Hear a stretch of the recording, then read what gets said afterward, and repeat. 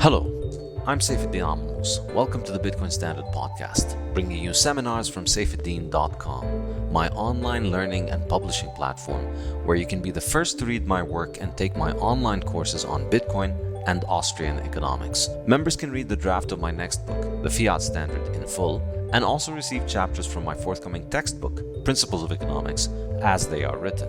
By joining Saifedean.com, you can also join our regular seminars which you hear on this podcast. The Bitcoin Standard podcast is brought to you by BitMEX Spot, the brand new spot exchange from BitMEX. You've probably heard of BitMEX, one of the oldest large Bitcoin companies, who played a leading role in helping Bitcoin emerge victorious from the hard fork wars of 2017. Their derivatives trading platform has stood the test of time and set the standard for reliability and performance for Bitcoin companies. BitMEX is now bringing that reliability to its spot exchange, and it is celebrating the launch of BitMEX Spot with a total of $1 million in prizes and a first prize of $500,000. Sign up on bitmex.com/Saifedean to begin buying Bitcoin and get a chance of winning. Coinbits. Coinbits is a great way to introduce your pre-coiner friends and family to Bitcoin. Get them set up in under a minute and help kickstart their journey by turning everyday spare change into Bitcoin. This Bitcoin-only app takes the uncertainty and fear out of Bitcoin saving by rounding up debit and credit card purchases to the nearest dollar, then using the difference to buy Bitcoin.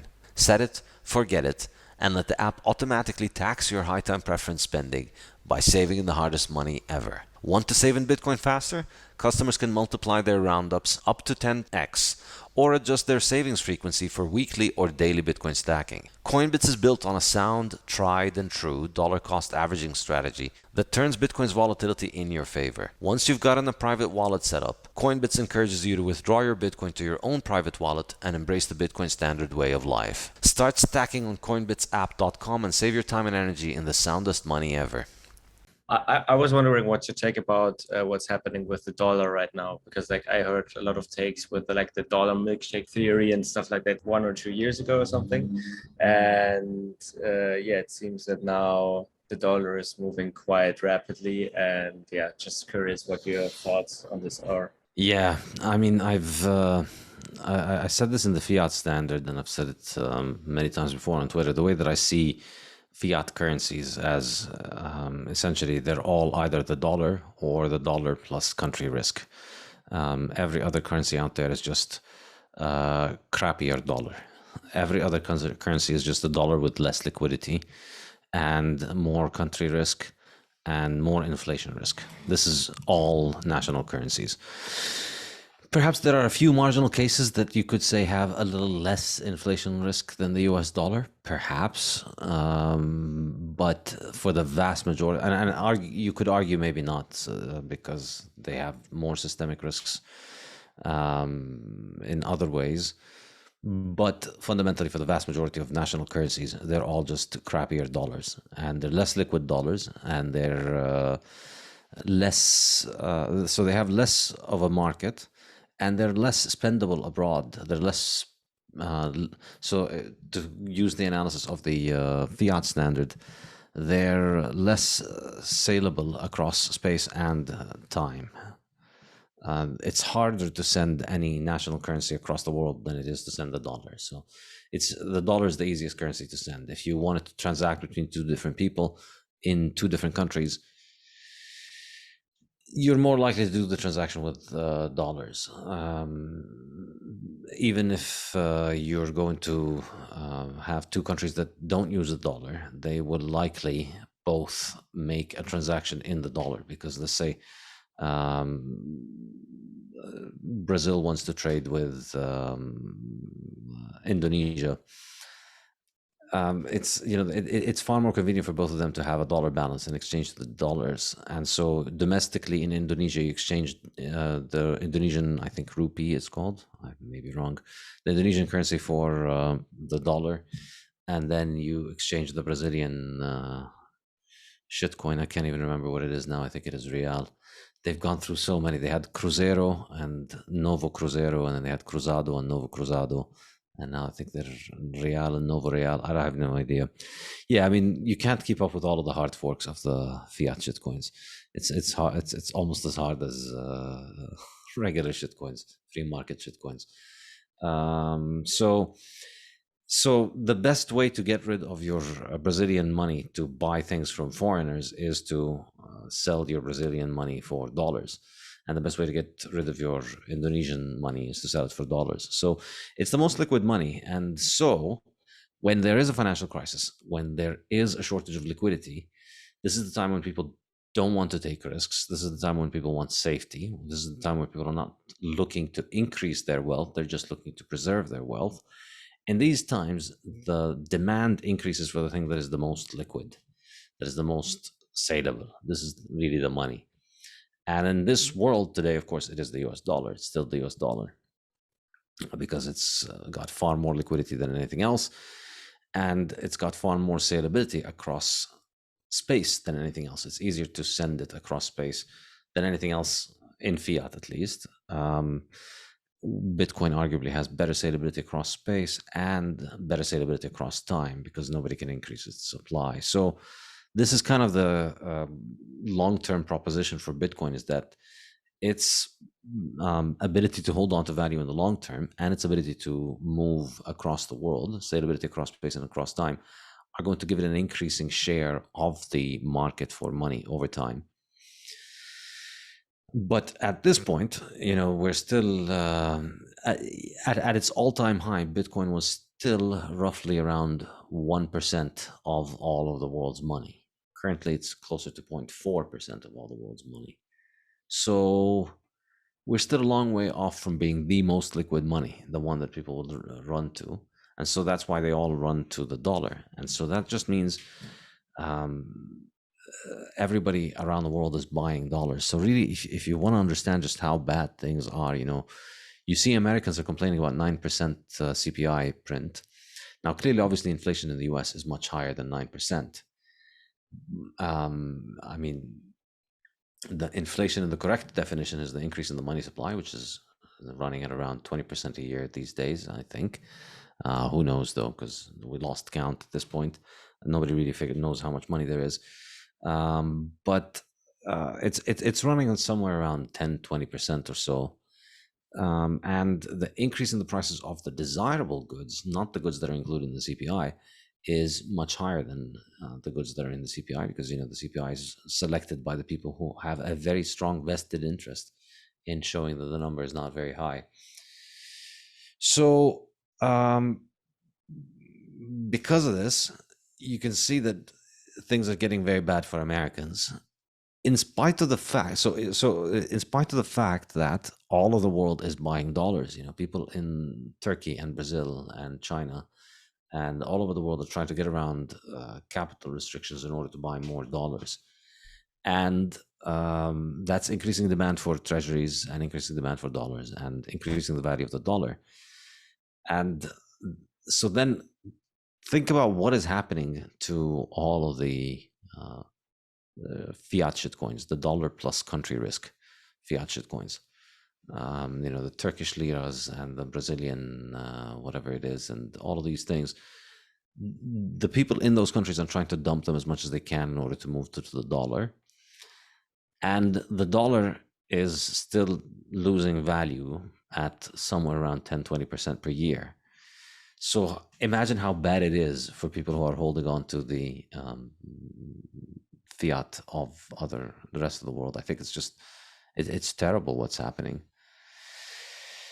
I mean, it's so terrible that it makes the dollar look good. I mean, Americans have it good.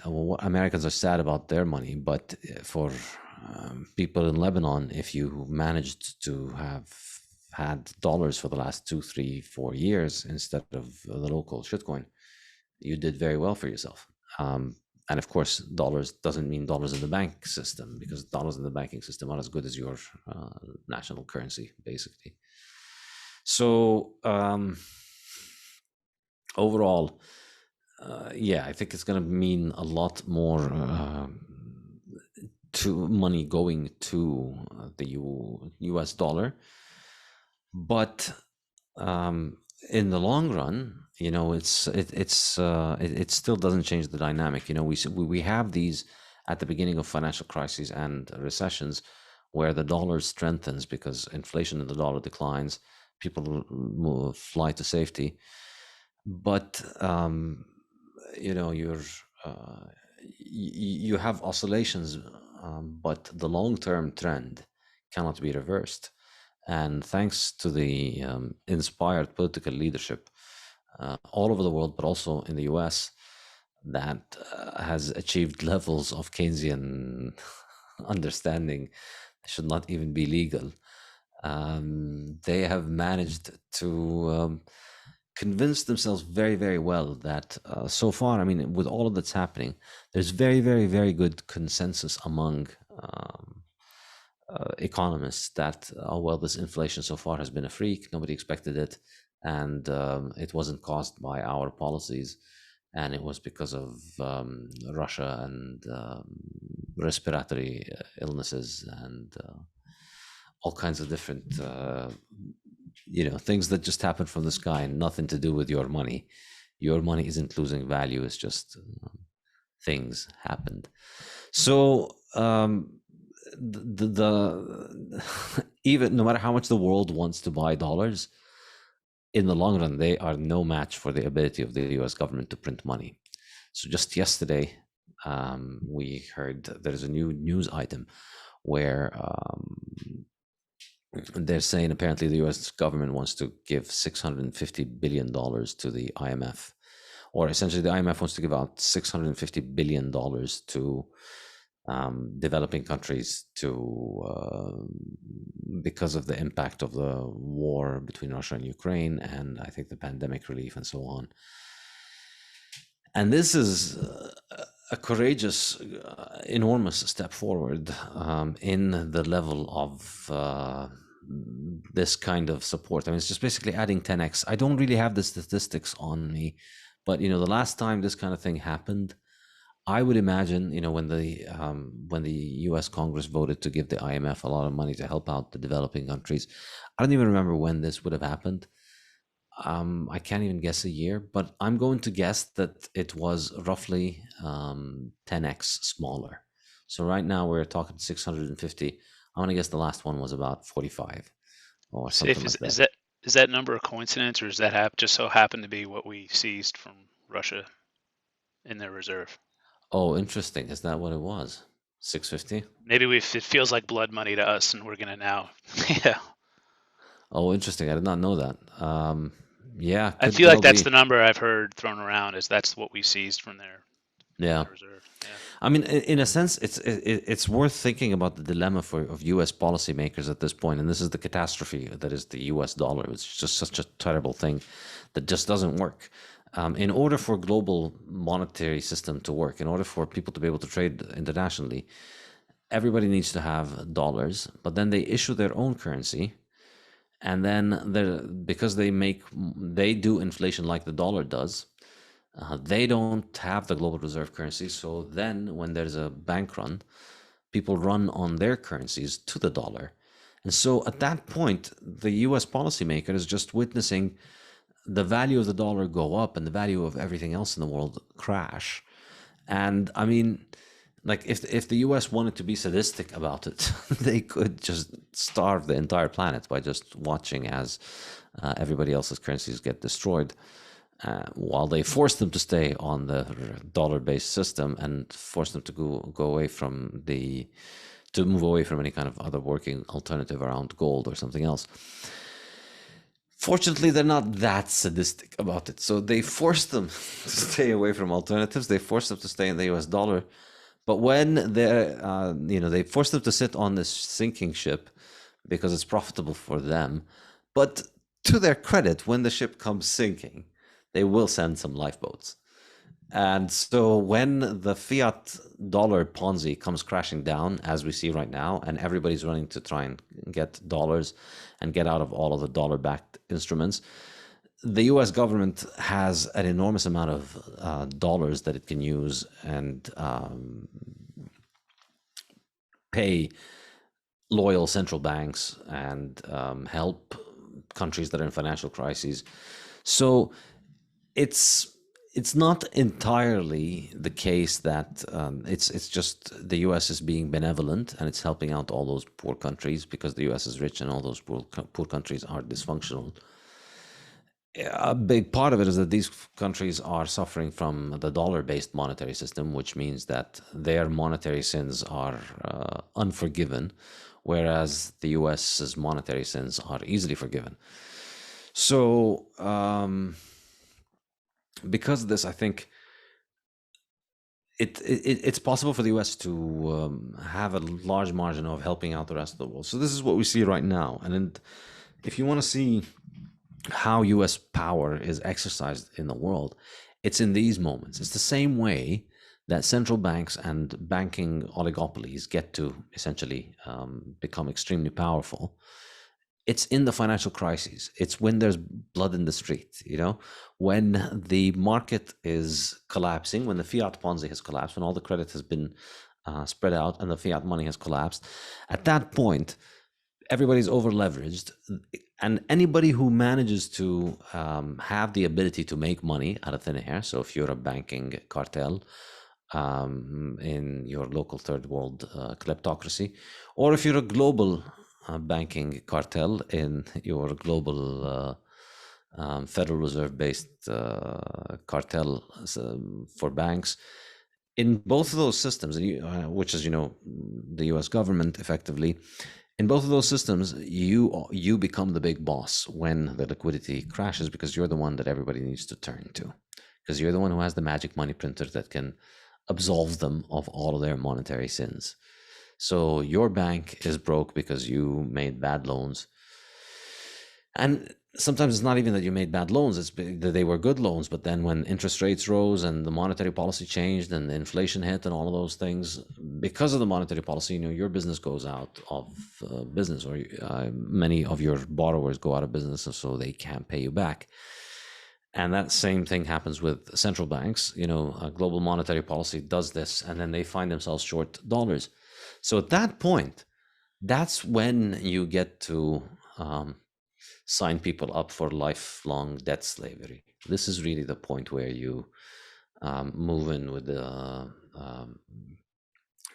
moving for the kill, basically. This is when people are desperate. This is when businesses are struggling. Businesses that had been built over years and decades and generations, maybe even centuries, will be struggling to make ends meet for their daily payments. And they'll need anybody who'll give them credit, and they'll give up equity for credit. And so you get to buy enormous amounts of equity at huge discounts if you happen to have liquidity.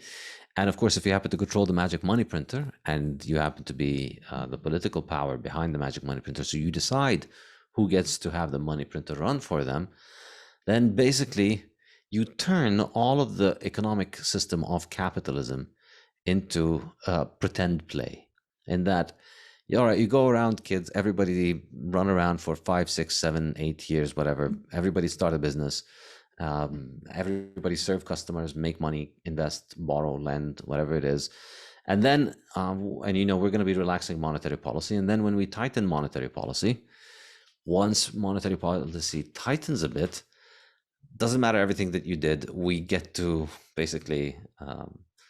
We get to discount everything as we want. You then all have to go to the central bank and all need a bailout. And so therefore the central bank gets to decide essentially everything. It can revise everything. It can say, all right, well, your business, let's see, well, what do you do? Well, you sell ice cream and in that mall, well, we already have too many ice cream shops in that mall, and you have too many payments coming up and you have too many staff. You know what? I don't think you're going to make it. And so your business is out. And then the other ice cream shops gets to make it. So it's, think of that in terms of ice cream shops, but also applied for central banks and for governments. And you can see how US politics just has this amazing superpower where every year and periodically every decade, there's one big cycle. So every year there's a random country somewhere where people are literally starving because of the dollar's shortage. Literally, people can't get fuel, people can't get food, people are suffering because the government can no longer pay for its fuel bills. And I mean, Sri Lanka today, Lebanon last year, Zimbabwe before that, Venezuela every year seemingly. We see this happen incredibly frequently, and I think it's sad to see, but it looks like it's going to be happening at a larger scale for more countries over the coming months and years. So when that happens, all of these countries are desperate for dollars. And this is the time when basically US foreign policy can get whatever it wants from them. And not just US foreign policy, but also all kinds of US interests. So this is the time when US corporations that want something from Sri Lanka, I mean, this is the good time. This is the time to be really going into Sri Lanka and buying up assets, because people in Sri Lanka are desperate right now. So you can get you can get factories and businesses and proper capital for an enormous discount because of the shortage of the dollar. So it means that these businesses will use the US government in order to facilitate their entry and their ability to buy at a cheap rate. And so they will exercise influence on US government domestically here in the US, I mean, so that it can, when you're bailing out the Sri Lankan government, include that they're going to give us access to this or that for this corporation. And that's where the asset stripping happens. This is where forests and mines and oil fields get handed over to foreigners because your government is playing in a stupid casino, a stupid monopoly financial system that is more akin to a casino. So yeah, it looks bleak to answer your question. And what complicates things, of course, I mean, so far, everything that I've discussed is just the way that things have worked so far. But perhaps this time is different. We always get people saying this time is different. And in many cases, it isn't. But perhaps now things are different because of the Russian-Ukraine war and because of Bitcoin and because of, I think more specifically, really the fact that Russia was able to maintain the value of its currency and in fact have its currency appreciate over time after the war is a huge indication that it may actually be different this time. It might be different because there's a possibility for you to exist outside of the dollar system even after they take your dollar reserves. You can still continue to operate and trade with the rest of the world, and it seems to be working. I mean, the rest of the world seems to care more about being able to secure energy from Russia and China than about being engaged in the Russia-Ukraine conflict, and it's aggravating for American foreign policy, and they kind of don't like it, but it's. India can't afford to starve its people of energy. Well, neither can Germany. Nobody can afford to just give up on energies. And perhaps a smarter thing to do would be not to have spent the last 3-4 decades being hysterical about CO2 and destroying the entire capacity for industrialized nations to produce the energy that they need. Instead of doing that, perhaps. That would be a more sane strategy, and that would have left the West far less dependent on Russian oil and protected their fiat dollar status more. But I mean, this is kind of the redeeming thing about fiat money is that it makes the people who use it so high time preference that eventually they just degenerate into high time preference idiots that cannot think in the long term. So we've had decades of fiat authorities dismantling the industrial capacity of their societies because they believe CO2 is going to boil oceans or some stupid nonsense or the other that they taught them at fiat universities. And the result of that is, again, whatever you think about this, whether it's nice or bad or ugly, the result of it is that we do have seemingly a viable alternative to the US dollar system outside of the dollar system, where Russia seems to be trading with the rest of the world and it seems to be working out fine. So it'll be interesting to see. I think we might be heading towards something similar to what was called the Plaza Accord in the 1980s, where there was something similar to this happening in the 1980s when Volcker was chairman of the Fed. And the same thing was happening where you had this kind of rebalancing where Germany and Japan are constantly buying up are constantly exporting goods to the US, and the US is exporting treasury bills basically and dollars to buy them.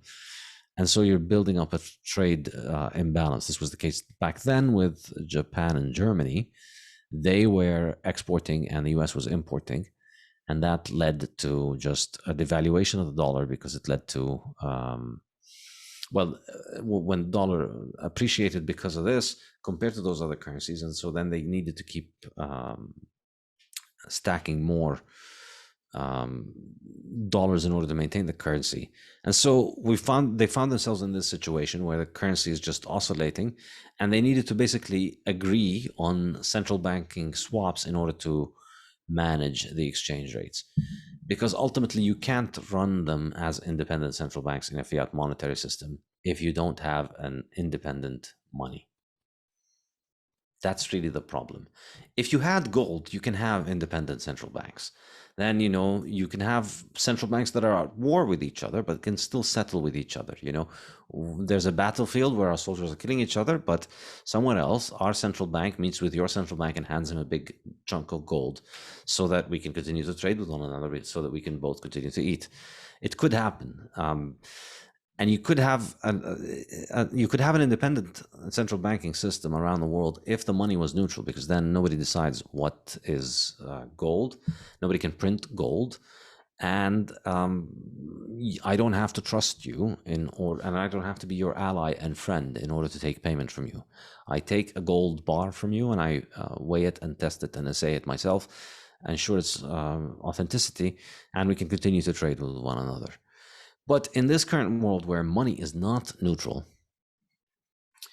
money is produced by one of the central banks. The other central banks have to work for the one that makes the money. It has to be a hierarchical relationship. That's why in the Fiat Standard, I say, it's a system with one full node. There really is only one full node. It's the Federal Reserve. So the other nodes, they either follow the rules or they don't get to play. They get kicked out. They get kicked out of the system. It's a centralized system, and there's one full node. So the Plaza Accords back then were the way in which basically the German, Japanese, and U.S. central bank got together and tried to fix and exchange rates, and essentially the U.S.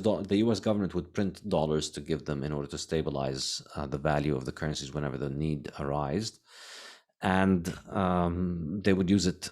They would try and manipulate the value of all of these currencies. And since the 80s, to be fair, I mean,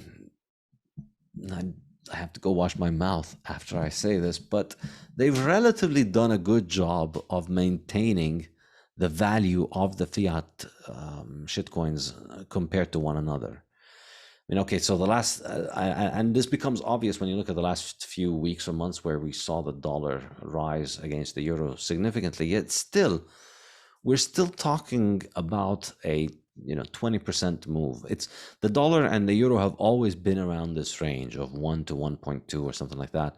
So it's still a relatively narrow range.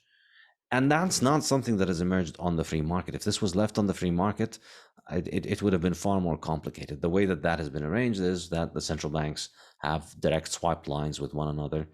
And the US central bank is out there basically ensuring and intervening in foreign exchange markets and in monetary policy markets and with other foreign central banks and with the banking system all over the world to ensure that, shit doesn't get too crazy.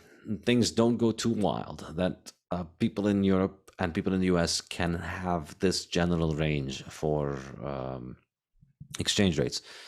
So I think we're going to be getting this kind of new financial monetary world order soon. I think the political moment is very much conducive for this kind of extremely insane, grand planning and grand historical vision moments. Now is the time for a great reset and fixing capitalism, and we just had a pandemic and we need to rebuild and build back better. All of this stuff has been getting a lot of prominence, and I think that's going to go into the monetary. We're going to start hearing about we need a great monetary reset soon. I think that's going to be the big one. That's going to be the culmination. And I think the real, and we've had a whole discussion on one of the podcasts on this, the real difference, the real implication that this is going to have is that the Chinese yuan is going to have a bigger role to play in the future global monetary system. Unless we get into some kind of World War III, realistically, we're going to still end up having one global monetary system where everybody uses it. Ultimately, no matter what happens, people in China and the US are going to want to trade with one another, and people in China are going to want to trade with the Russians, and they're all going to end up using most likely one monetary system. We could end up with two. I don't know. I mean, perhaps two, but I think it would be catastrophic if we do two. Sorry to cut you off, but the BRICS thing, is that what you're trying to say? Like, that they're trying to make an alliance altogether, all of these countries like India, Russia, Brazil, and is that what you're trying to say? Like, sort of a kind of a scenario that we've seen with the BRICS, what's happening could be the global thing, since it's not a global thing at the moment. It's only countries that don't like America or don't like the SWIFT system. Yeah, I mean, I don't know. They've been talking about this stuff for many, many, many years. The BRICS and getting off the dollar and so on. So I'm cautious to say this is it. There's an entire industry of people on the internet who have been saying this is it for 50 years now. So who knows? We've had many false dawns, but yeah, again, the fact that the Russian ruble is strengthening outside of the dollar suggests that there's something there. But I just think in terms of monetary economics, I think if we end up with different monetary systems around the world, that's just shitcoiners' barter fetishism. It doesn't make sense. So what are people in China going to do? People in China are still going to want to trade with the US. There's no way around it. If you stop trade between the Chinese and the US, you're going to starve maybe 1 billion people between China and the US.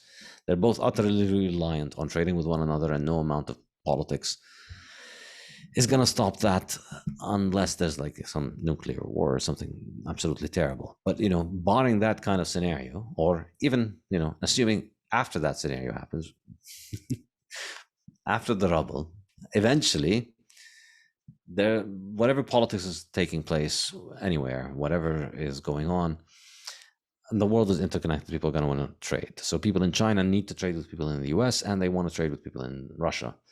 So the idea that they're going to have two wallets, two monies internationally, I don't see it as very practical. I see it as, I think it's a good, this is one of those things where it's a good demonstration of, it's a good bargaining chip, and it's a good negotiating card to have with you. So I think of it from the perspective of the Chinese. What the Chinese are doing essentially is rallying these countries together and saying, hey, look, the ruble can survive outside the dollar. We don't need you. And we can get the Saudis and the Iranians, and we can get the Brazilians and Argentina and India and all of these other countries. Lots of oil, lots of money, lots of resources. And we can just build our own monetary system. And then we'll have an exchange between us and, the Western fiat monetary system. With that kind of fallback position, you can drag the US into a negotiating table about changing the way that the US dollar system works. So it's good to have, this is the kind of, the battalion that you prepare, knowing that it's not going to fight, but you have to still prepare it because you need to demonstrate the strength. And once, if you prepare it, then they're not going to need to fight. So in a sense, I think that's a more likely scenario, particularly when you keep in mind just how friendly global politics is at the top level. Like just look at the influence that China has had globally, and how much influence they have across Europe and the US, and how much reliance the world has on them. I think they're able to come out of this with a very big win monetarily by making the yuan the big winner from this, rather than an alternative, perhaps. Although who knows? Who knows? I mean, this is all speculation. But perhaps it's just my intuition that we're going to have two separate systems is not workable. But who knows? Maybe we will get it, and it will take decades for it to stop working. Many bad ideas have survived for decades before. This might not be the last. Yeah, I think when you hear they mention this a lot, especially like, I don't know if you paid attention to the Putin kind of speech where he keeps saying like the world, one world order where like one country rules them all system doesn't work for us anymore, or prove that it's not actually how we should be. So they keep throwing this idea that it needs to be multiple countries kind of like bossing everybody around, rather than just we all kind of under whatever the empire at the moment, America, I guess. So yeah, I see. The thing is, I've heard once that China might not be interested to put her currency as the country for standard, or to be adopted by other countries. And the reason why, because they want to be the industrial force.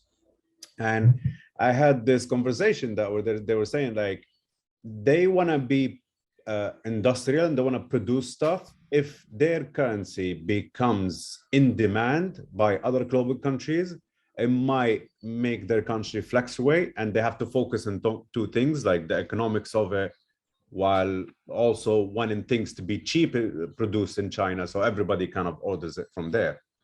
I don't know if that's still a relevant thing, or still like could well be, actually. I mean, they are communists, and they have moved from communism to essentially Keynesianism. So it might well be the case that they believe the Keynesian bullshit about it's actually good for you that your currency devalues.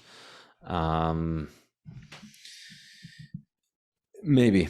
I mean, in a sense, they are kind of pressed into a world in which their currency appreciates, because in this dollar system, the money is not neutral. And so when the US dollar keeps printing, they keep stacking dollars, and their money appreciates next to the dollar. And they don't like this, in a sense, so they just keep stacking treasuries in order to try and not make the currency appreciate so much. But I don't know. I can't tell you what the Communist Party genuinely thinks on this. But I would say, I mean, there is the kind of Keynesian idea that, yeah, you want to devalue your currency, but there's also the very kind of primitive idea that, you want to make people use your money so you can print your money. They may be Keynesian, but they're not stupid. Well, yeah, difficult really to compromise. And generally, if you are Keynesian, let's face it, you're not very bright. So maybe they're not very Keynesian. Maybe they just maybe this is just the kind of the ruling. I mean, they understand what they're doing. If you could look at how they act, it's not entirely Keynesian. They are accumulating reserves. They're preventing their currency from depreciating, preventing from appreciating, but they are accumulating reserves, which is fine. Doesn't necessarily mean that they're Keynesians. You might not necessarily need your currency to appreciate. Well, no, obviously the world, their people would be better off. Chinese people would be better off if the currency was appreciating, because then Chinese people would have more money to buy things, and things would be more expensive for Americans to buy. Americans would have more expensive more expensive goods to buy, because their currency would be weaker. But yeah, I don't know. What do you think? My argument is always that I think if we see what China did, especially in Africa, like they've been working there for the last 15, 20 years, and they've been like slowly and steadily kind of building their dominance. And I always feel like they've expanded very well in Africa, and they own most of or the majority of the ports, and they basically moved a lot of their industry into these countries. And I feel like they have a plan where they will produce whatever the world needs, not just from China. It could be done anywhere else in the world. And they saw Africa as the perfect kind of environment for them to like, let's move some of our production into these countries so we can, I don't know, like create this balance, whether it's happening in China or happening outside of China. Meanwhile, the currency is in demand and also obviously like fluctuates up and down. So I don't agree with the theory that they have no intention to do so because they want to keep their currency very low so people can buy from them against others, or especially against the dollar. And we have to notice the expansion that they have been doing in Africa. Pretty much they've owned everything now, or as much as they can at the moment. And meanwhile, everybody else, like France and everybody's like, oh, wow, China's like moved in already, and we've been like stuck in this situation for so many years, and we haven't done as much as they did. So yeah, that's about time will tell, I guess. My theory is just based on what I've seen. Indeed. I want to ask you something else. If if you know any example that same thing, I might change the topic for a bit. But like in Libya at the moment, we have two central banks, which is I always wonder, like, has there any country in the world have suffered from the same situation where basically what happened 2014 or 13, somewhere around there, the governor of the central bank that used to be in Libya, basically his term was about to end, but he didn't wanted to give power. So he stayed in his seat, and his deputy basically was chosen by the parliament to overtake, but he didn't want to obviously hand out the office, and he protected that by his militia. So like that guy, basically, the deputy went to the other side of the country, to Benghazi, and set up his own central bank. And now we have two of them, and each of them are basically like trying to print money and like trying to like do all of this stuff. But like when I go, most of the stuff they talk about, we associate things with history. Has any ever, like in history, we've had this issue like what we have right now? Like one country, two central banks, they just like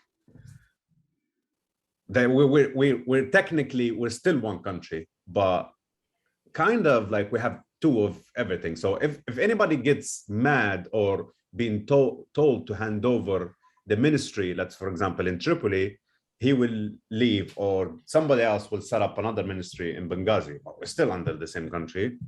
And that's why we most of the time will have two governments. Like right now, we have two governments, one in the east side, one in the west side. But I've heard about that. I think like it happens mostly in Africa. But central banks is like first time I've seen, or I keep researching and never find anything that is similar to that situation. Yeah, I can't think of anything.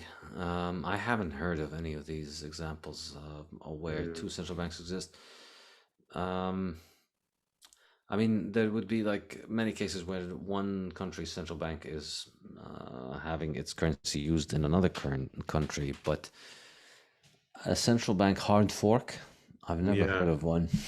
And you know the thing, like they use the same print in the note, but it has a different signature, because below, like you would have the governor actually sign it. So like we have this huge issue that you'll have this obviously we do everything in cash. So for example, if you need to like make an exchange on a land or a house, that would be like, let's say $1 million. And that would be like a big chunk of money. And you have to like look at every signature, at every note, because my God. yes, if you had someone or this money mixed up, nobody is going to accept it. For example, in Tripoli, if it came from Benghazi, nobody's going to take it. And then you're going to end up with money that is not used. And you have to send it somewhere at the other side and exchange it for less and all of this stuff.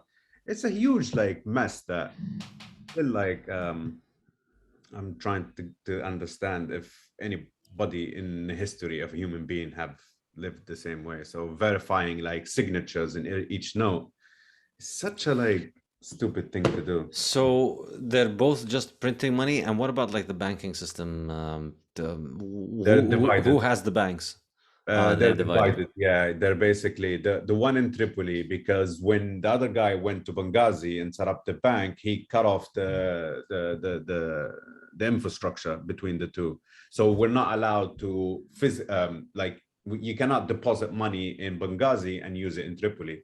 You have to switch or have two banks at different regions. Yeah, it's a whole messed up situation. Yeah. So you didn't happen to get an airdrop, like if you had an account in one bank, you would get money from the two banks, from the two central banks? No? Or it's just one? Yeah, it's just you have to get two. Yeah, so you have to get one in there and one in there and do business with that one that is separated from this one with the separate like notes that have a different signature and all of this stuff. So yeah, it keeps doing it keep going in circles really. Recently, the guy from Benghazi also, just like last month, he's trying to print like another 4 billion, and because that side of Libya is kind of controlled by Russia, but I guess the Russians said like this is not the right time to like create this stuff, and the money got stuck in Malta. Actually, he actually made it happen. He printed it, but it was made in Switzerland, I think, and was traveling through Switzerland, Europe, and then Malta. And then they basically stopped it over there because with the oil situation and whatever is happening, they don't want to create like more problems in Libya. Yeah. Fascinating. And what's the Libyan dinar like these days? Where are we at the exchange rate? At the moment, it has been stable for a year exactly at 5 dinars for $1. So throughout the last 11 years, we've been going up to like 11, 12 dinar for $1, and then back to 5, and then we go up again and all of that. It depends on the printing. So for example, now it started to go up. I think it's 5.2 today because of the recent news as well. That oh yeah, there is today what happened is the government of Tripoli have decided to change the guy, the chairman of the oil ministry, but he didn't want to give office. So they were fighting each other for like the last 2 days, and finally today they managed to like overpower him and take office.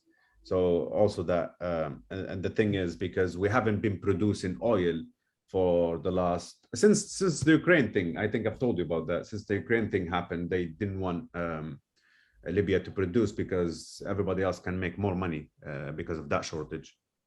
But as of today, they put another guy in, and yeah, I think for a year we've been at 5, which is great, but we still have a governor that he's not elected, but only there because of his powers and stuff. We can't trust that guy. Yeah, I mean, the good news is it's not, you haven't had a lot of inflation so far. The bad news is you have a lot of inflation up front coming up. Coming up, yeah. 4 billion stuck in Malta, could be here in a matter of hours. And what was the exchange rate under Gaddafi? I think it was the dollar. The dinar was more than the dollar, wasn't it? No. It was 1.2 to the dollar. So every 1 dinar 0.2 is $1. Okay, so slightly less than $1. We were at 3 at the beginning years of Gaddafi, but for last 15 years of Gaddafi, which is say from like 2000 or just before that until 2011, we were at 1.3. Before that, it was 3 Libyan dinars per dollar. Yeah. So he revalued it and increased the value. Yes, he did. Yeah, he did. Yeah. So hang on. So it was at 33 cents for a dollar, and then it became 80 something cents a dollar. Yes, exactly. Yeah, yeah. So suddenly the value of your money went up. Yeah, double. Yeah, double, and mainly because of the huge production of oil that really kicked in at the end of because we had an embargo. We had an embargo for most of the years that Gaddafi was there by the Americans, and we're not allowed to basically do anything for. I think the first 15 years of his life, or for him becoming the leader, and then that because of the issue with Lockerbie bombing. I don't know if you know the case. Yes. Case. And from the 80s, from the mid 80s, not from the beginning of his rule, from the mid 80s. No, not from the beginning. Yeah, when they were like not happy with him and he decided to be a bit rogue, they did that so they can put him in place and boss him basically, or control whatever is happening in Libya. And that continued, I think, until at the beginning of the 2000s. And he paid about 4 billion to the families and a couple of more billions to America and all of that. But the condition was to allow the American oil companies to come in and do deals in Libya. And that excelled very fast and very quick until basically he went a little bit more mad and they kind of got bored of him and they decided that he needs to leave. And they used us to get rid of him. Created that lawless state basically that until today is just like a big mess. Yeah, my father went and traveled there. My father's a surgeon, and he he traveled to Libya. I think maybe 3 times since 2011. Big support Gaddafi was, of like whatever Arab nations coming to Libya, working in Libya, have an opportunity. He always did that. He went after Gaddafi was removed.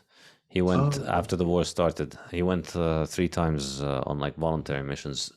Oh, okay, yeah, all right. But he was. I mean, I have to admit, like he changed my perspective on this. Like you watch and you think, all right, look, Gaddafi is just a despot, tyrant, awful, horrible person. And of course he was crazy and he was a lunatic and he did insane things and he did insanely hilarious things that you would not believe. The stories about him, you can't even tell what's fact from fiction. Because it's the fact is usually stranger than fiction with him. It's amazing. But my dad went there and he told me, I spoke to all the Libyans and they said, like he went to the hospitals. My dad just went and worked at hospitals, that he didn't see anything other than the hospitals.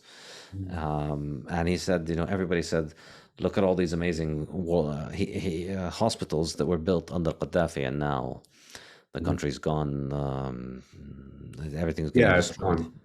Yeah, we thought basically I was against Gaddafi because of the way he behaved like madly at the last 5 years, 6 years of his life. I guess like too much drugs or too much like kind of like his persona gone into him, and we were seeing money, but we were not seeing the level that we saw Dubai and Emirates advance and all of that. We were hoping to see ourselves similar to that scenario. But I guess...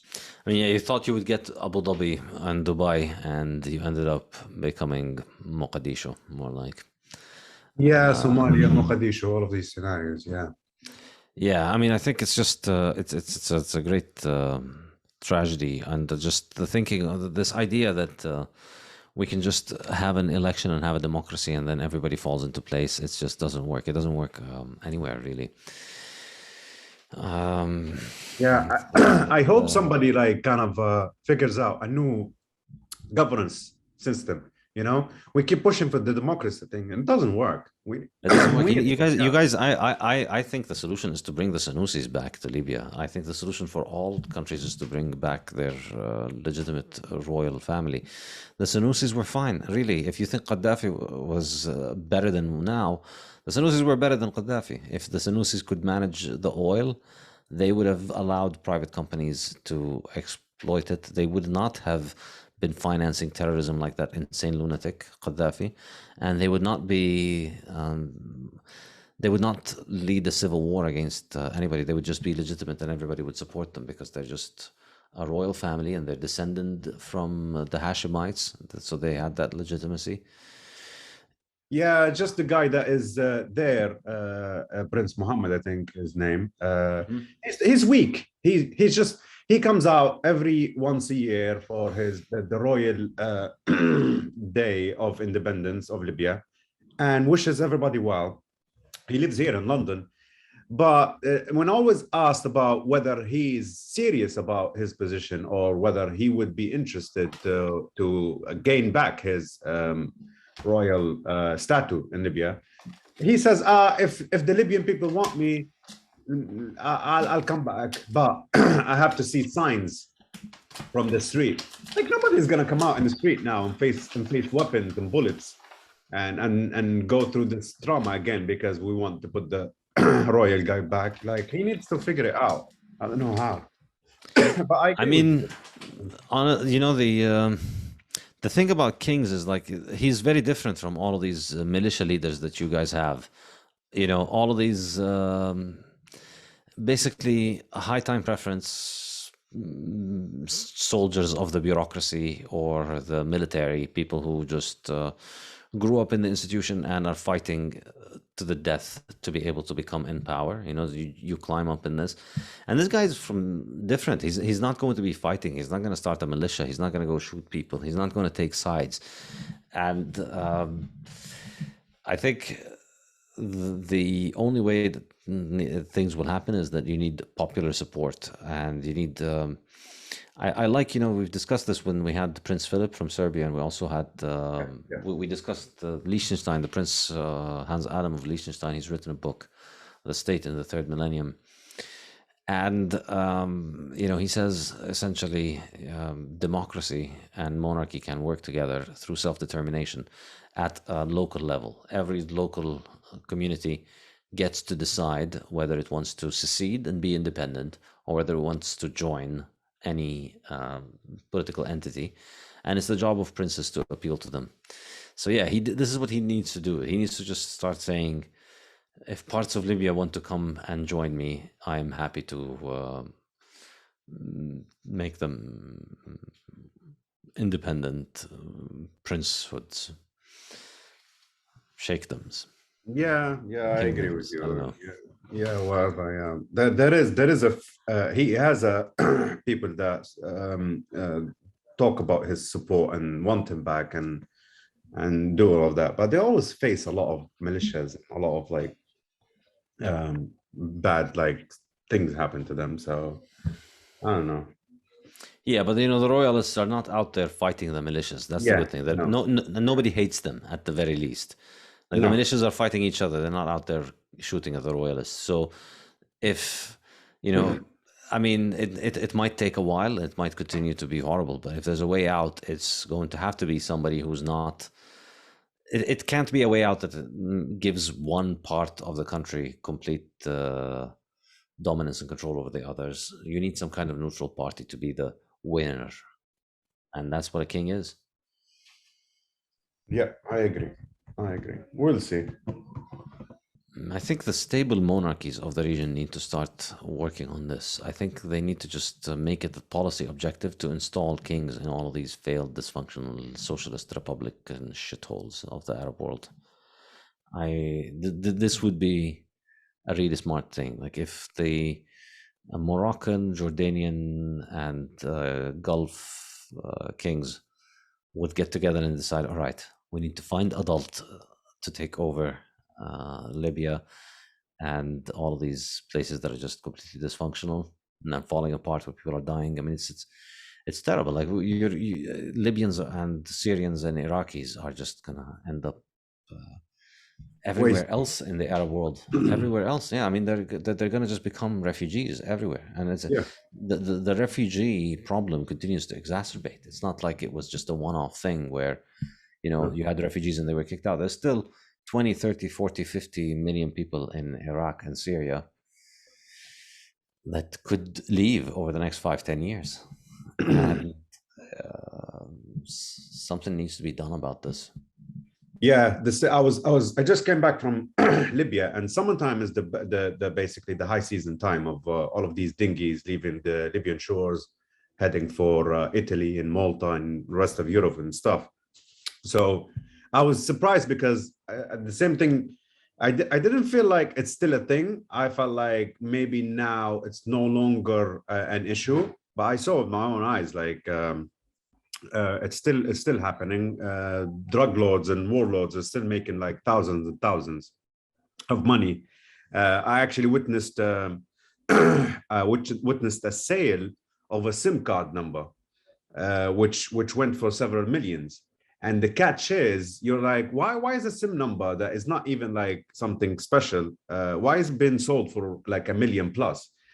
And the reason is because this phone number is spread around Iraq and Syria, and families, or they would pass along.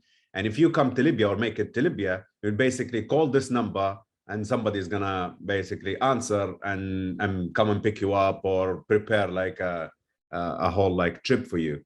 So it's kind of like, wow, I was like very like amazed by the idea that there is phone numbers of Libyan SIM cards of these smuggling guys that been sold, and you can start a business off of that SIM card. So for example, if I want to go into the smuggling industry in Libya, you just buy one of these. Exactly. So find one of these numbers, buy them. Why? Because this number is gonna receive calls because it's already in Iraq and Syria and also Africa as well. And yeah, somebody will call and be like, I want to make it from here to there, and how much it is, and what are the dates, and what I need to do. And they would give you you would give them instructions and of how to come here, and then like from the day that you be in Libya, they basically they'll take over and get you sorted. Yeah, for a couple of thousands a man, so or a person. So like, wow. Yeah. How long is the dinghy ride from Libya to Malta? About a day or less. Depends on how steady the sea is. Malta is about 300 miles away. So, but the dinghies, it will take you like a good a day or a little bit less to get there. But the thing is, it's what they do is you'd have a dinghy where all of the people get in, and you have like the smuggler who has like an actual boat, and he will basically pull you to a certain distance where they know this is where Libya ends and kind of the neutral water area starts, where EU and Italy boats, rescue boats, roam around that area. And they would give them a small, what's that phone thing? Radio. Yeah, they would give them a radio, and they would tell them like, from here, just like start asking for help until somebody picks the signal. And if you will end up in the sea for about like 7 hours, 8 hours, and somebody will come and pick you up from EU or from these areas. Or if you are gonna be unlucky, you might face a bit of hostility in the water, where basically EU will try and push you back to the Libya shores, where they call Libyan coast guards, and they would come and pick you up and bring you back to Libya. So it depends the connection. Does that happen often? Or do they usually take them to Italy? Yeah, because what happens is they have deals. So EU has, or whatever who's in there, will have deals with different Libyan smugglers. So some of them, they will accept it, but some of them, if they don't know where these boats are coming from, or they have no idea about it, they would send it back, because they want few smugglers to actually make the money. Not anybody can go into business. So if I want to start this business, this is the thing that I'm going to struggle with. My boats are going to be intercepted by the Libyan Coast Guard, because I'm not connected with that kind of ring, where I'm a smuggler. I know all about Europe boats, and they know I'm releasing 2 boats this morning, and they know the signal of these boats, so they'll allow them to be in Europe. But if I'm new and I'm not connected, my boats would be sent back. Yeah, I see. So the Libyan Coast Guard is kind of running the oligopoly on this. That's the cartel that's handling that business. Exactly. So, and they basically get the supply from Europe. They get the boats, the guns, everything And else. are the Europeans? Why don't the Europeans just turn everybody back? That's the thing about, like, I think the international laws, and that if you basically if a human is in need or kind of escaping a civil war country, legally they can't send them back. So what's the Europeans' criteria for whether they turn you back or they let you in? Unstable. They basically, for me, as I am in London right now, yeah. So I can apply for asylum. No. I mean, for the boat, not the legal status. Like, why did they decide that this boat of refugees we're going to take back, or we're going to? So that's why they put a mixture of kids, mothers, and older people, and all of that. So if the boat has that mixture, they rarely or ever send them back. But if it's just few men or a couple of men, they will fight them and they will send them back. So it's always okay. you have to get a boat of a mixture, age and gender. So I presume the cost for children and women is much lower than the cost for men because they're valuable to keep the boat go through. Yeah, and you're actually, if you're a guy or a man trying to travel, you might be stuck in Libya for several weeks because they can't find the family to actually be in the boat. And that would be another issue. Yeah. And that could, I don't know, a week, 2 weeks until they find someone who's with their kids and older mother or whatever, and they're ready to go, and they can do it. Obviously, you have these situations where they want to risk it. A couple of men, they want to risk it. Sometimes they make it, sometimes they don't, but it's a risk that they have to take.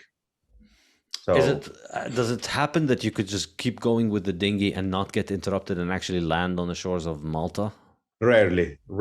No. It doesn't. Yeah, they'll find you. It's kind of a short distance, so it's very easy for them to cover. It's very easy for them to figure out whatever is happening. There's two things that would happen. Either you would die halfway there because of, I don't know, a failure with the dinghy, panic, and a lot of fighting between these refugees that happens in a way, because to the law, if they catch you, if what they do sometimes is, if it's a couple of men in a boat, they would take a picture of whoever is leading the boat, and once you are in the shore, they would put you in jail because they would regard you as the smuggler of the operation. And you will end up in jail for several years in Europe, in Malta, Italy, whatever you end up with. So it's a lot of issues when that happens. But there's also, if you then get caught, there's several of them that ends up, drowning, because I kid you not, like, I think 80% of those people don't know how to swim, and they just take that risk in an unbelievable way. Like, it's just mind blowing for me that it continues to happen, and they know about this risk, and they know that they would die or they would end up being this, but they still do it. Yeah, it's desperation, I guess. Desperation. People are desperate. It's desperation. That's what it is. Yeah, and these countries, along with Libya, everybody's desperate. So. Yeah, I mean, this is another thing when you think of the evils of Gaddafi. It's something to keep in mind that industry did not exist when he was there, and it goes without saying it also did not exist under the Senussis. Yeah, he said it when they were trying back in 2011. He said, "I'll open the beaches and all the shores, the Libya shores, and the floods from Africa is gonna go through all of Libya." But they didn't. I guess, I don't know if they didn't care. I guess they didn't. They knew it was going to happen, and everybody knew it was going to happen. And he made it not happen for as long as he was there, but they didn't care at that point, I guess. Yeah, they promised us democracy, but yeah, look how well that worked out, huh? Yeah, really it was a great it was a great way to introduce me to the work of Hans Hermann Hoppe, watching all of these democratic projects turn into exactly what he says, and realizing that that's not an exception. That's just what democracy is, and it's just if you have a rich society that is already developed and industrialized, and you add democracy, then it takes a time for the democracy to work and destroy it. but it still does. I mean, look at the modern Western democracies; they've bankrupted themselves.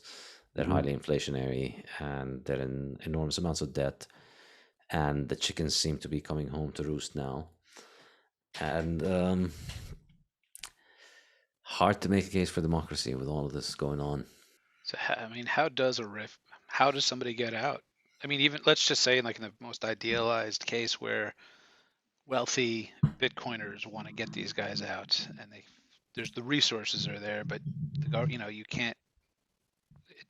There may be a limit to what can be done here, right? If the government is monitoring every possible exit route. Yeah, I mean, it is kind of.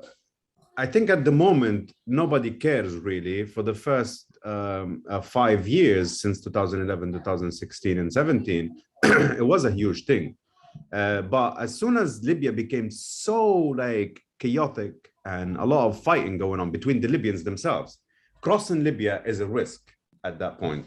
So it's not like the same amount. Because, for example, at the beginning, we used to have even people from Syria, Iraq, and all of these countries that it's not in their way. Libya is not geographically in their way, but they're made their way around there to get access to Italy or to Europe, let's say, because they're closer if they want to cross from Turkey.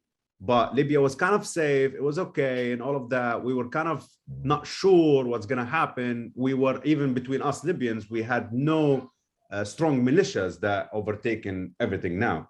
But now, like the whole situation got very crazy that we only see the real desperate people from Africa that want to get across. And because of that, it's hopeless. Like there's nothing much. There is like rescue boats and people that are trying to do stuff, and they just spend like the whole summer in the sea and roaming around and listen to radios and all of that with a bunch of lawyers like in their stuff, but it's not.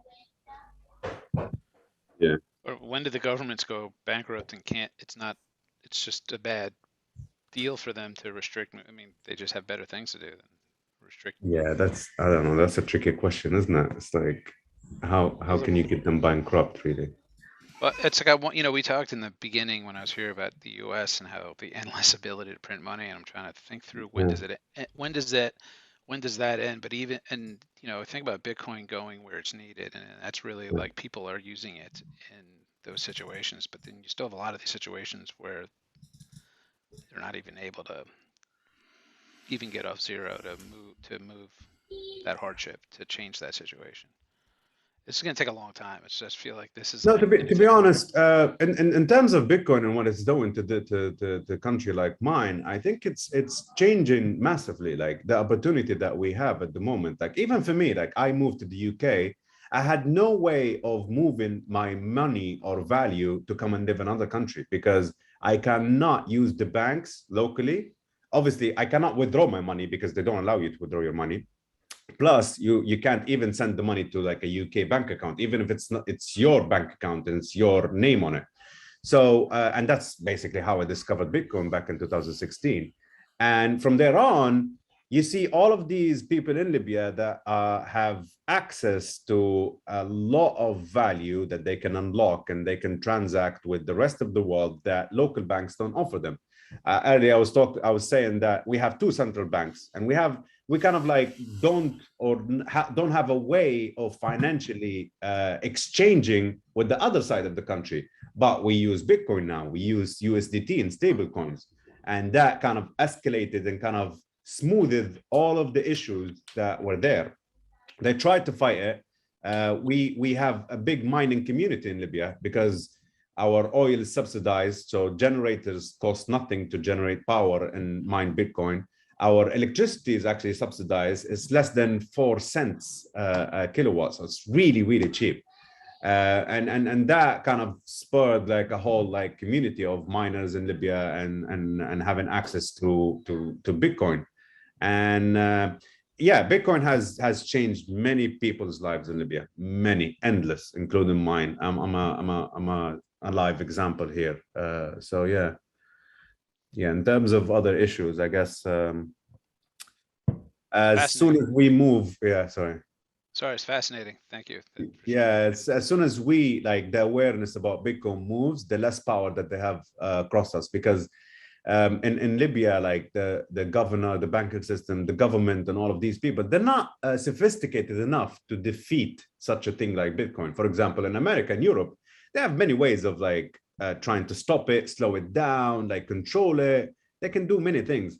But our governments and our people in power, they're not that smart, and they don't have the time or the knowledge to control this movement. So, and as soon as they learn about what Bitcoin does, they are gonna want to buy every last Satoshi they can get their fingers on. Exactly, and hopefully that's a bit too late for them to actually do all of that. So yeah, but it's gonna mean that they're gonna need the local Bitcoin market that's already out there. You know, they're gonna be out there reaching out to the miners and the dealers and being like, "Hey, give me all the Bitcoins. Give me all the Bitcoins. Take my..." Yeah, like Iran. Yeah, Iran can kind of do the same thing. So it could be like that scenario if they get their head around it. But yeah, I really think the game changer, as we discussed in the a session with Paolo Arduino from Tether. Yeah. I really think the game changer is adding stablecoins on Lightning. Once that happens, I think all of these third world despots are gonna be bankrupt. All of these people that all of these people that have starved their countries and sent their money to the Swiss bank account, that gig is gonna be over. You're gonna need to go tax people, and taxing systems in the developing world are generally extremely inefficient and ineffective and primitive. So they all rely on inflation generally. Not all, obviously, but they predominantly rely on inflation to finance them. So take that away. Once you give people the ability to send dollars and buy and receive dollars at a fraction of a cent for transaction cost, I mean, who's going to be using any of these currencies in places like Libya and Lebanon or Turkey or Brazil? Or why? Why? The dollar is just so much better. And then once you make that move and you're using it all in Bitcoin, well then why don't you similarly, like going from the Libyan Dinar to the dollar, you go from the dollar to Bitcoin, and you get better salability across time.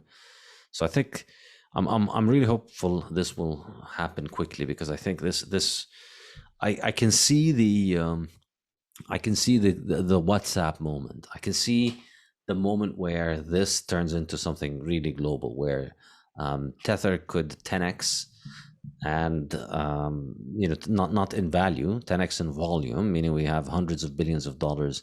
We get $1 trillion of Bitcoin of Tether around the world, traveling at lightning speed for tiny little fractions. Tether becomes the biggest central bank in the world after the Federal Reserve. At a few $1 trillion, it becomes the second biggest, I think. And then with that happening, yes, it adds demand for the US dollar, but that's no match for the ability of the US government to continue to spend. So the US dollar will continue to decline in value as Bitcoin continues to go up in value, I think. Yeah, I was with this guy. I consult for him. He has, like, if you can call it an exchange over there, but it's not licensed or anything. So he sells and provides crypto, or let's say Bitcoin and other cryptocurrency. Recently, in the last 3 months, the volume that he does in USDT locally, and what I mean by that, he set up like a couple of offices in different cities. And lately he's just been like basically providing what the actual banks is not providing anymore, because we don't have a system where the infrastructure, where the banks in Libya kind of like trade with each other or can have a transaction between each other. So he's actually doing that for Libyan customers around cities where USDT is being transferred in Libya, and that's 2 times the amount of people that are actually buying Bitcoin or buying USDT for trading. Wow. Yeah, so it's kind of amazing. So you're saying if I want to send, you're referring to people who are sending money like within Libya but instead of going through banks, they're sending it through USDT through exchange shops. Yeah. So he has an office in Tripoli, and he set up 4 offices in different cities. One of them is Benghazi, and another one is Masrata. So basically, in a daily transaction, he would have around $500,000 of USDT kind of transact between each city, just inside of Libya. So he'll have someone with the cash and basically want to hand over a cash to someone in Benghazi, and that avoids the issue as well of the signature that I told you about. Yeah. Because if you have someone in there, instead of bringing the money and all of the money get mixed up and you have to check it and all of that. So now what they do is like, you stay there, we'll send you USDT or we'll receive USDT and we'll exchange in cash here. And also happens with the rest of the country, which is, it blew my mind when I witnessed that when I was there. I was like, wow, these guys are taking over the actual banking infrastructure without needing to do it. They only needed the stable coin. Basically the belief that the dollar is stable, I guess. That's the tragic thing about it. That's the tragic thing about stable coins. I mean, it's obviously the dollar is a huge upgrade over what they've used, but I mean, it's still. I mean, look at the US, you know, the US isn't exactly utopia running on the dollar. So, but I think on the plus side, I think perhaps, you know, the average Libyan and Venezuelan and the Turk is going to be far better equipped for making the jump to Bitcoin from the dollar than the average American, because they're going to have to get into these alternatives as their as their local currencies continue to disintegrate. Yeah, well, that's where we see the value. The thing that they talk about is, there's no use case and all of that. No, come to these countries and see the actual use case here. It's multiple, it's different ways and different use cases for all of that stuff to happen. And but I guess if you don't live it, you don't experience it, and that's and this is the thing that the critics of Bitcoin and the Tether don't get. Like, I mean, you can sit there in your Ivy Tower and pontificate about how Bitcoin's monetary policy is not ideal, and if I could, I would have made it this way and I would do it that way. And you can pontificate about why Tether is bad and where the risks are. And of course, it is centralized, and of course, there are risks in Tether. And you know, the company could go bankrupt, they could get hacked, things can happen. They could suffer all kinds of risks, and of course, it's nowhere near as safe as Bitcoin from a technical perspective, Tether, because it is centralized. Yet, you're not, this is the thing people don't get, you're not comparing Bitcoin and Tether to this ideal theoretical thing that your professor dreams up in their completely delusional la-la land that is their university. In your university, in your silly econ textbooks that are completely irrelevant to the real world, you can come up with all kinds of perfect ideal monies and how you would do them. But for the guy in Libya, for the guy in Benghazi, they can't use that thing that you come up with, you know?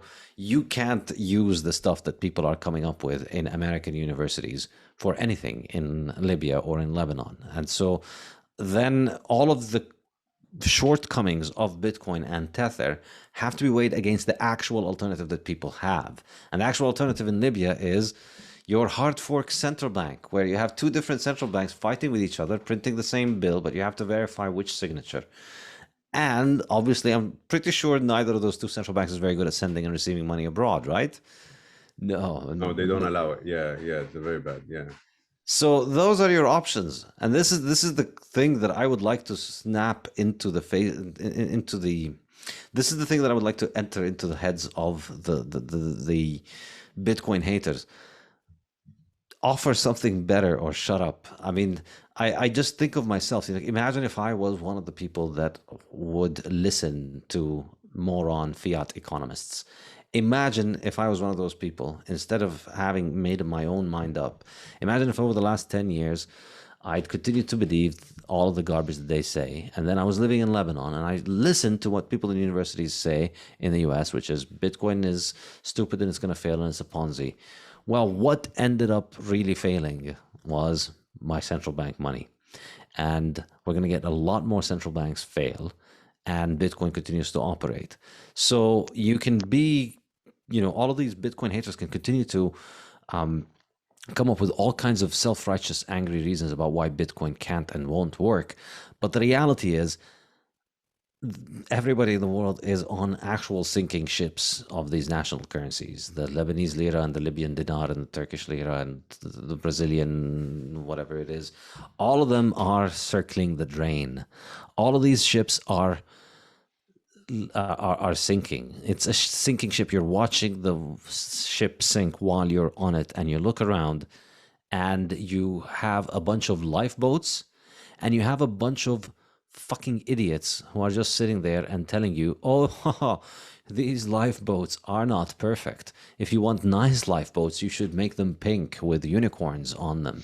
My unicorn lifeboats would be so much better than your crappy lifeboats. This is exactly what's going on. People are literally having their lives destroyed because of their currencies. And this is their way out. They can use Tether and manage to trade locally and internationally. They can use Bitcoin and manage to save and trade locally and internationally, save for the long term successfully. These are the options, so they do them. And the people who do this benefit enormously. You know, you look at the local Bitcoin dealer in Libya, as I'm sure in Lebanon and in all those places, the people who have gotten into Bitcoin and stablecoins in those places have done extremely well compared to everybody else who's having their lives ruined. So there's no stopping this. You know, everybody's going to want to copy it. You can be the most loyal supporter of either of those two Libyan central banks, but at the end of the day, you know, you want to eat and you want to trade and you're self-interested and you're going to use the money that works and you're going to use those stable coins. It's very easy for them to scale. Everybody can download many different wallets that they can use for those things. And I think with Lightning, it'll scale. It'll scale in terms of Lightning. Once it's on Lightning, it'll scale very easily. So I think this is a very underrated trend that's going to take over. I think the dollarization of the world and the Bitcoinization of the world over Lightning network. That's where I see this going. It's the only network that can handle scale. You know, all the shitcoins can only handle very small amount of stablecoin transactions before the fees spike. So this kind of disintegration of stablecoins over shitcoins is the thing that's holding it back, and the high fees. Once it goes on Lightning, I just see a giant super highway to hyper dollarization and hyper Bitcoinization. Everything that's not dollar or Bitcoin is going to be dumped. There's no reason for anybody anywhere in the world to hold any of these other currencies. And over time, I think the dollar as well will also be largely dumped. Yeah, I always joke around and say, like, I'm willing to give anybody like $500,000 Libyan dinar, and if you live in America, you have to come to Libya and take it, but you have to use a legitimate legal way of sending it back to America. And tell me how you're gonna do it. Just without using Bitcoin. Without using Bitcoin or crypto. Yeah, find a way of how to get that money that I just gave you in Libya legally, without having to go all of the bullshit like money laundering and all of that stuff that they say, money control, whatever. I'm wondering how much can you carry with you in USD out of the country? Can you? 10,000. 10,000. What about gold? No, you're not allowed. Yeah. You're not allowed to carry in gold? No, you're not. Yeah. Smuggle it, yeah, but legally, no. Wow. Yeah. Only not jewelry, yeah? You mean actual, yeah. Yeah. No, jewelry, gold. Obviously, like you can have like a lady wear a couple of things and all of that. But I mean like gold bars and coins. No, you're not allowed, no. You're not allowed. Yeah. So I mean, yeah, $10,000 a flight to Malta. Yeah. So $500,000, you'd need 50 flights. 50 flights, exactly. Yeah. And then from Malta, I have to like find a way to like seek it all the way. And then explain to the Maltese bankers. And the thing is, both in Malta and Tunis and Turkey, they know about the money that is moving. They'll do so many things to take that money away from you. They like, even if you hand up like legal papers and all of that, if you get there in the wrong day, the day where they don't want any money to like from the government, or I guess like something in control, they'll do nasty, dirty things to like rip off that document, take it away, hide it, whatever, so they can take the money. Because I guess they know the struggle, and they know you can't complain to anybody, so you just end up losing. Many stories of Libyans that basically travel with that money with a document that is allowing them to travel with that money, and when you get to Tunis, they will say like, can we see that document? It's fake. And you're like, no, it's not fake. It has a stamp and has this and has that. No, it's fake. We have to take this money. We have to confiscate it, and we're sorry, but you can't do anything. And you end up losing 10,000 just like that. Bitcoin fixes this. Bitcoin fixes all of it.